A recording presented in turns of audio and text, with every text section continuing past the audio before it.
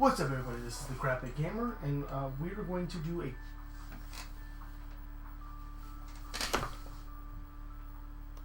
I forgot the controller, but I think we should be able to use the arcade one.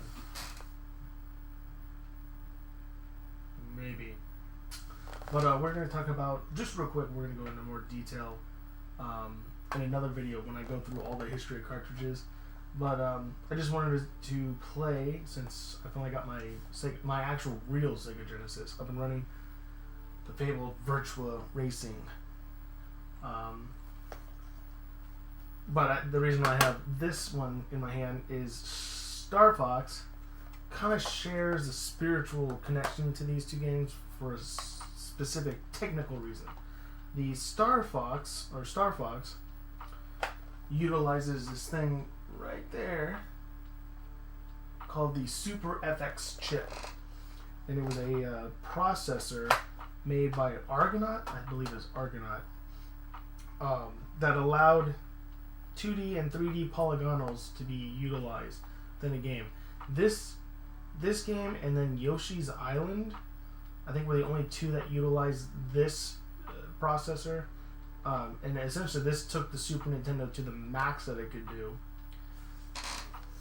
For Sega, this was the only one that they were able to do something similar, which was the SVP. This is right there next to the GA. SVP, GA. Oh, general audiences.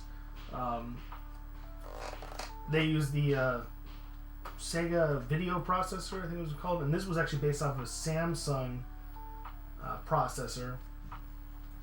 And this blew the Super FX chip out of the water. But, and I opened this up the other day to clean it, and I will show it in the cartridge video. This has a heat sink. Well, used to. I need to redo it again, but it has a heat sink attached to it. The chip would actually or that processor would get so hot that the cartridge would get hot that, you know, they had to have the heat sink. It's like, whoa, that's pretty intense. But this literally took the 16-bit era to the max that it could do, essentially, before everything else went to the 5th generation of consoles.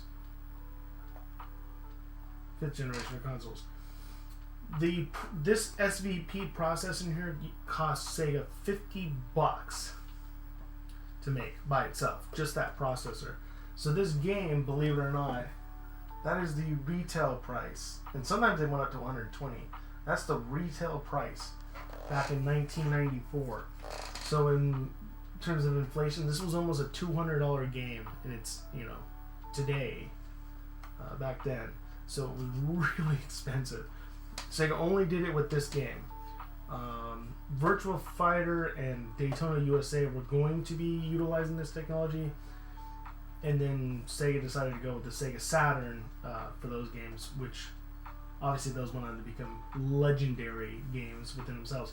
This is kind of Daytona USA before Daytona USA came to the home consoles. Been around for a while, but this Star Fox, I don't know, I didn't actually never mention it because I didn't realize that was going to be a problem. This does play on the Retron 5, no problems. This does not play on the Retron 5, and it does not play on the AT Games Sega Retro console that I have as well. This only plays on my original Sega, not my original, but my semi-original Sega Genesis from back in the day. But without further ado, let's just do we'll at least do the beginner level. I'm terrible at racing games, but let's show you what this one is all about. The most expensive, easily the most expensive retail cartridge I own in my collection. I didn't pay a lot for it compared to what it was worth, but definitely one of the most expensive cartridges ever sold. Here we go. Let's give it a whirl.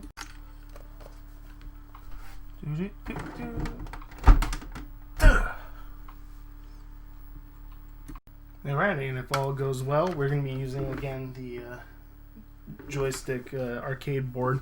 But if all goes well, this should turn on. There we go.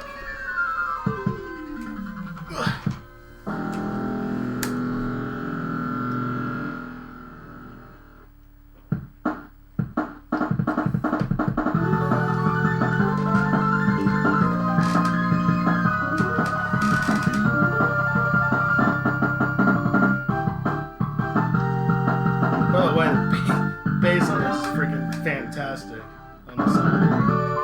We're just gonna do free run. I gotta figure out the controls on this though. I don't know if B is still the same thing.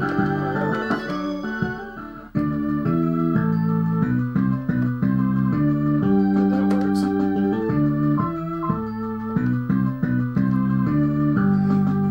Excuse me. God damn it.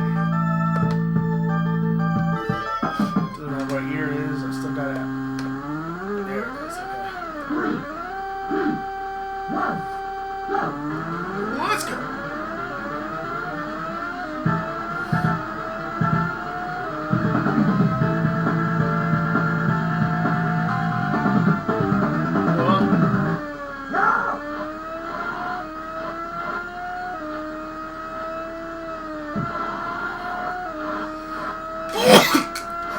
Oh, shit. God damn it.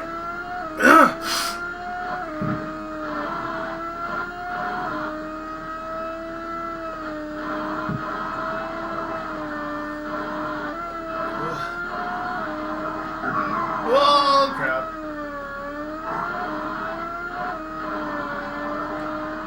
Yeah, this right here is the pretty much the limit of what the Sega could do. Oh, that's not terribly bad considering.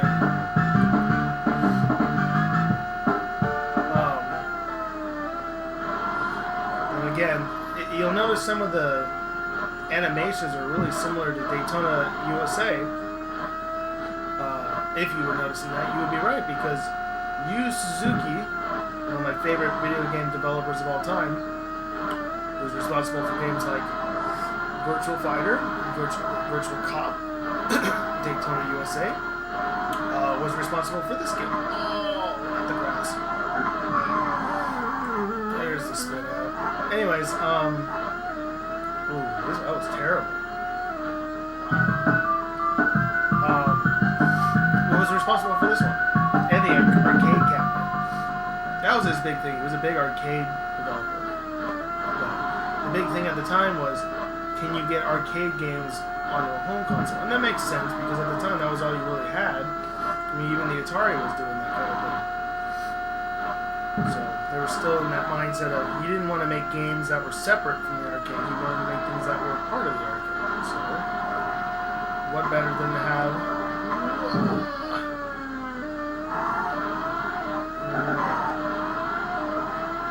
a racing game. And this one in particular is more racing, like actual true racing, as opposed to a racing simulation kind of thing. Which I really don't understand that comment or that logic.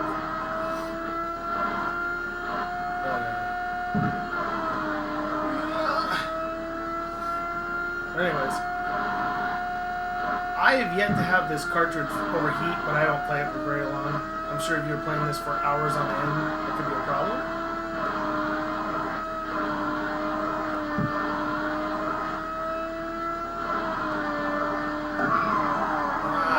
That last turn kills me every time.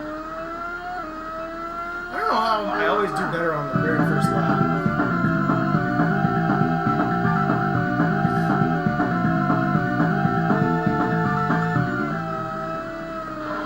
There is a brake button, by the way, but I really just let off on the throttle.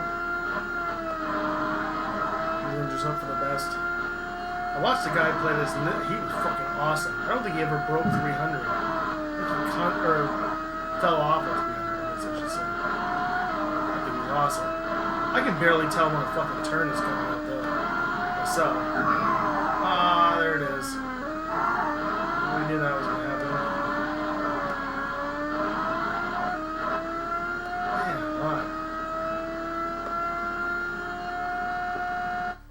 But there you go.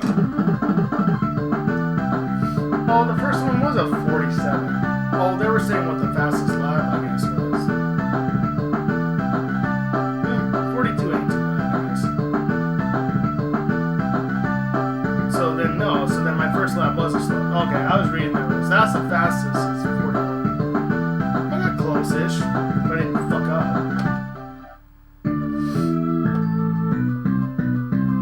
But, anyways, I just wanted to share that. I was able to pick that up the other day, and then finally got my Genesis working, running off of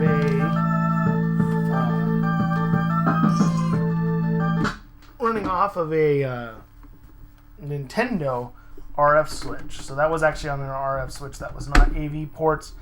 I don't know where the hell my AV cable is for my Genesis. So when I find that, I might come back and do that again with maybe better quality. Although I personally can't tell the difference, but it's not here nor there. But in any case, that is the